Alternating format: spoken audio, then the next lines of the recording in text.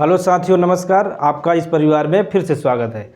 तो हम लोग संविधान और पॉलिटी पढ़ रहे थे। संविधान और पॉलिटी जानते हैं कंपटीशन एग्ज़ाम के लिए बहुत ज़रूरी है। तो हमने समझा था कि संविधान क्या है और पॉलिटी में क्या अंतर है। तो संविधान क्या है, मतलब सम माने क्या होता है बराबर, और विधान माने क्या होता है कानून, अर्थात ऐसा कानून जो सबके लिए बराबर हो। अब यहीं हम पॉलिटी समझ लेते हैं। अब जब कोई भी कानून आप लागू करेंगे तो कोई व्यवस्था चाहिए कि नहीं। राज्य का मतलब यहाँ देश हो गया।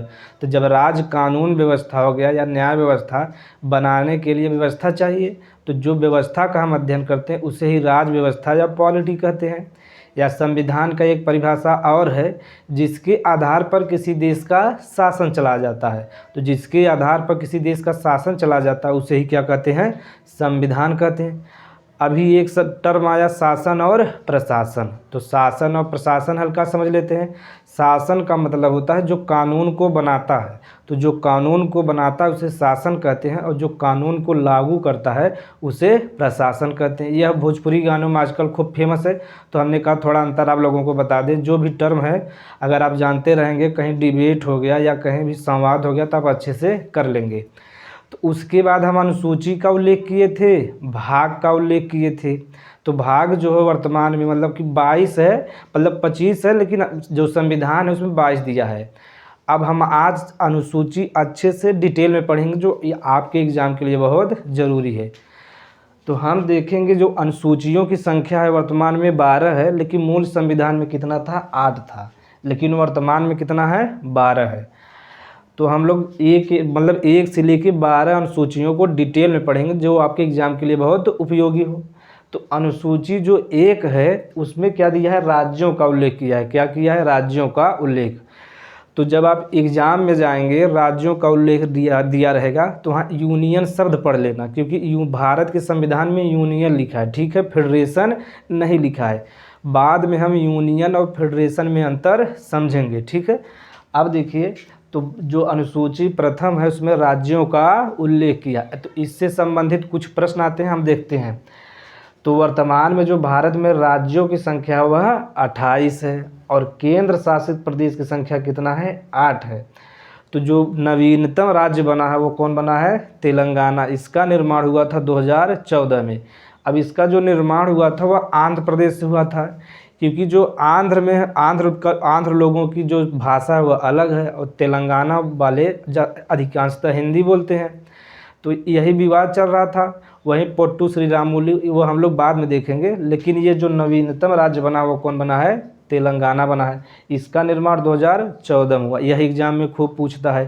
तो इसके बाद 2000 में 3 राज्यों का निर्माण हुआ था। छत्तीसगढ़ हो गया, उत्तराखंड हो गया और झारखंड। 3 राज्यों का निर्माण हुआ था। जैसे झारखंड का जो निर्माण है वह बिहार से हुआ था, क्योंकि दोनों में बन नहीं रहा था। जब बन नहीं रहा था तो अलग अलग रह के विकास करें तो ज़्यादा अच्छा है। इसी प्रकार छत्तीसगढ़ का निर्माण मध्य प्रदेश से हुआ था, और उत्तराखंड का निर्माण उत्तर प्रदेश से हुआ था। अब उत्तराखंड का नाम उत्तराखंड क्यों है, क्योंकि जो उत्तर प्रदेश है उसके उत्तर में देखेंगे तो उत्तराखंड है, यानी खंड माने भाग होता है और उत्तरा माने उत्तर होता है। तो उत्तर प्रदेश का जो उत्तर वाला भाग था उसी को काट कर क्या बना दिए, उत्तराखंड बना दिए। तो अब समझिए, यहाँ तक समझ लिए। जो केंद्र शासित प्रदेश या अगर राज्य का निर्माण हो गया तो केंद्र शासित प्रदेश का निर्माण क्यों किया गया, यह हम लोग समझते हैं। क्योंकि जानते हैं जो भारत है बहुत विशाल है, और यहाँ जो विविधता है बहुत ज़्यादा है। जब भारत का जब निर्माण हुआ था तो कानून व्यवस्था हुआ, और जो राज्य हैं अलग अलग भागों में बटे थे, तो उनको एक करना ज़रूरी था। अब एक करने के जानते हैं जो हैदराबाद हो गया, जैसे जम्मू कश्मीर हो गया, अन्य रियासत थे वो भारत से अलग होना चाहते थे। तो पटेल साहब भारत का निर्माण मतलब सभी राज्यों को मिलाकर करना चाहते थे। तो इसीलिए देखिए कुछ केंद्र शासित प्रदेश बनाए गए। तो उस समय जो केंद्र शासित प्रदेशों की संख्या थी वह 6 था, लेकिन वर्तमान में कितना है, 8 है। केंद्र शासित प्रदेश का मतलब होता है कि जो केंद्र के लिए, यानी जो केंद्र में सरकार उसके लिए बहुत ज़रूरी है। अगर केंद्र के यह मतलब केंद्र शासित पे अगर पकड़ रहेगा केंद्र का, तो जो शासन है अच्छे से चलेगा। दूसरा क्या है, ये कि ऐसा स्थान होता है जो भारत के लिए बहुत सामरिक महत्व का होता है, यानी युद्ध स्थल होते हैं, युद्ध के लिए बहुत ज़रूरी है या दूसरे देशों से रणनीति बनाने के लिए ज़रूरी होता है। जैसे अंडमान निकोबार है, वह भारत के सामरिक महत्व का है। लक्षद्वीप है, अब यही लक्षद्वीप में जब मोदी जी गए थे तो वहाँ देखो विवाद हो गया। वो मालदीव जो है इससे भारत से चिढ़ गया कि क्योंकि जो मालदीव की अर्थव्यवस्था है वह मतलब पर्यटन से चलता है और ज़्यादातर जो पर्यटक हैं वो भारत से जाते हैं। जब मोदी जी लक्षद्वीप में चले गए तो जैसा मालदीव में पर्यावरण है वैसा लक्षद्वीप में भी है। तो जो भारत के पर्यटक थे वो लक्षद्वीप में जाने लगे तो जो मालदीव की अर्थव्यवस्था धीरे धीरे डगमगा गई। इसलिए अभी भी जो भारत और मालदीव का ठीक से बन नहीं रहा है। वहाँ के जो राष्ट्रपति बने हैं उनका नाम है मोइजू जो है वो चीन समर्थक हैं। तो जब चीन समर्थक हैं, आप जानते हैं भारत और जो चीन है वो मतलब कि एक प्रकार से दुश्मन है। औपचारिक रूप से घोषित नहीं किया गया लेकिन माना जाता है कि भारत और चीन एक दूसरे के दुश्मन है। तो जहाँ चीन का पड़ता है वहाँ भारत का नहीं, जहाँ भारत का बनता है वहाँ चीन का नहीं। इसी से संबंधित आप विवाद देखे होंगे, नेपाल में डोकलाम विवाद कई दिनों यानी 56 दिनों से ऊपर तक चला था। भारतीय सैनिक और चीनी सैनिक आमने सामने थे। अब आगे देखिए तो केंद्र शासित प्रदेश संख्या कितनी है वर्तमान में, 8। अब उसमें से देखिए जो दिल्ली है यह भारत की राजधानी यानी नई दिल्ली है वह भारत की राजधानी है। अब यहीं एक प्रश्न और बनता है, एनसीआर मतलब दिल्ली एनसीआर नाम सुने होंगे आप लोग। तो एनसीआर का मतलब होता है नेशनल कैपिटल रीजन, यानी दिल्ली में जब आबादी खूब बढ़ गई और जब प्रदूषण बढ़ने लगा तो उसे नियंत्रित करने के लिए तो दिल्ली के आसपास के जो इलाके थे उसे उनको भी विकसित करना शुरू कर दिए। उसे ही क्या कहते हैं, एनसीआर यानी नेशनल कैपिटल रीजन। उसमें कुछ यूपी का भाग है, कुछ हरियाणा, ज़्यादातर सब ज़्यादा हरियाणा का भाग है, उसके बाद यूपी है, राजस्थान भी है हल्का फुल्का। जैसे भरतपुर वहाँ का ज़िला है वो मतलब कि एनसीआर में आता है। तो मतलब समझते हैं राजस्थान दूर है, पश्चिमी में एकदम है, तो एनसीआर में नहीं आता होगा, यहीं प्रश्न गलत हो जाता है। अब देखिए यहाँ पे चंडीगढ़ है। अब चंडीगढ़ में भी खूब विवाद चलता है क्योंकि जो चंडीगढ़ है बहुत विकसित है। अब जब चंडीगढ़ बहुत विकसित है तो हरियाणा वाले कहते हैं यह मेरा है, पंजाब वाले कहते हैं यह मेरा है। अब दोनों के बीच में जब भारत सरकार बच गई यानी फंस गई तो वो क्या निर्णय लिए कि चंडीगढ़ है जो हरियाणा और पंजाब दोनों का क्या बना दिए, राजधानी, जिससे दोनों का प्रभुत्व बना रहे। और चंडीगढ़ में जो अलग सा सिस्टम है वहाँ पे मतलब वहाँ केंद्र सरकार अपना शासन चलाता है, मेयर के माध्यम से हो गया, पार्षद के माध्यम से हो गया, ठीक है। वहाँ इस समय विवाद भी चला था बीजेपी का और आम आदमी पार्टी का भी। अभी चंडीगढ़ में आप खूब न्यूज़ में सुने होंगे क्योंकि जो वहाँ का पार्षद चुने गए वहाँ के जो वोटर अधिकारी थे वो गड़बड़ी कर दिए थे, मतलब जीते थे आम आदमी पार्टी लेकिन विजयी घोषित कर दिए थे बीजेपी वालों को।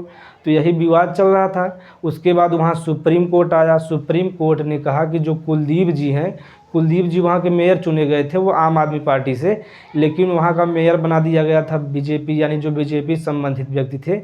यही विवाद था। तो सुप्रीम कोर्ट ने कहा कि जो कुलदीप जी हैं वही वास्तविक रूप से विजयी हुए हैं। अब वहाँ के जो वोटर रिटर्निंग अधिकारी थे सुप्रीम कोर्ट को उन्हें पेश किया गया। अब बाद में इसका निर्णय आएगा तो हम आपको बताएंगे। आगे देखिए जो पुदुचेरी भी भारत के लिए बहुत महत्वपूर्ण है। उसके बाद है लक्षद्वीप हमने बता दिया, मतलब यह अगर भारत में कहीं बहुत ज़्यादा सुंदरता है, स्वर्ग जैसा माहौल है, जैसे हिमाचल प्रदेश हो गया, जम्मू कश्मीर हो गया, ऐसे लक्षद्वीप हो गया। तो द्वीप देखिए, एक होता है महाद्वीप, एक होता है द्वीप, यानी जो चारों बड़ा स्थल जो चारों तरफ पानी से घिरा उसे महाद्वीप कहते हैं। जब छोटा स्थल हो चारों तरफ पानी से घिरा तो उसे क्या कहते हैं, द्वीप कहते हैं। अब देखिए तो लक्षद्वीप जो है यह कई द्वीपों से बना है, ठीक है। अब हम यह बाद में देखेंगे, जब लक्षद्वीप पढ़ेंगे एक एक करके तब देखेंगे। उसके बाद क्या है, अंडमान निकोबार है। अंडमान निकोबार जानते हैं, यहाँ ढेर सारे राष्ट्रीय पार्क हैं, नेशनल पार्क हैं। यहाँ के जो नेशनल पार्क हैं वह एग्जाम में खूब पूछता है। जैसे आप जियोग्राफी जब पढ़ेंगे तो यहाँ एक चोटी है सैडल पीक, जो अंडमान निकोबार की सबसे ऊंची चोटी है। यहाँ बैरन ज्वालामुखी भी है, नारकोंडम भी है। यानी भारत में अगर कोई पूछेगा कि ज्वलंत ज्वालामुखी कौन है तो वह बैरन है। बैरन मतलब बढ़ता हुआ, और दूसरा है नारकोंडम। नारकोंडम क्या है? सुषुप्त ज्वालामुखी, यानी कई वर्ष हो गए अभी इसमें कोई विस्फोट नहीं हुआ। अब आगे देखिए, अंडमान निकोबार बहुत भारत के लिए ज़रूरी है क्योंकि ये बंगाल की खाड़ी में है और वह बंगाल की खाड़ी हिंद महासागर का भाग है। वहीं मलक्का जल डमरू मध्य भी है, उसे हम लोग बाद में समझेंगे।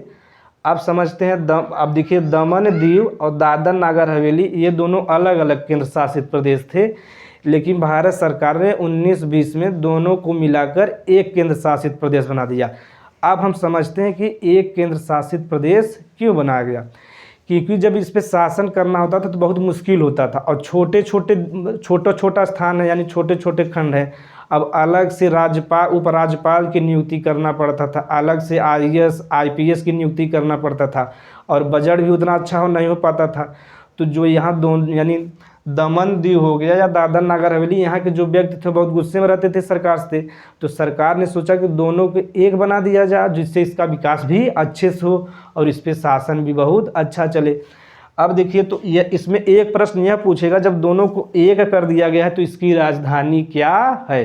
तो इसका राजधानी बनाया गया दमन को। किसको बनाया गया है? दमन को। आगे देखिए, अब यह जम्मू कश्मीर और लद्दाख का विवाद तो खूब आप लोग सुने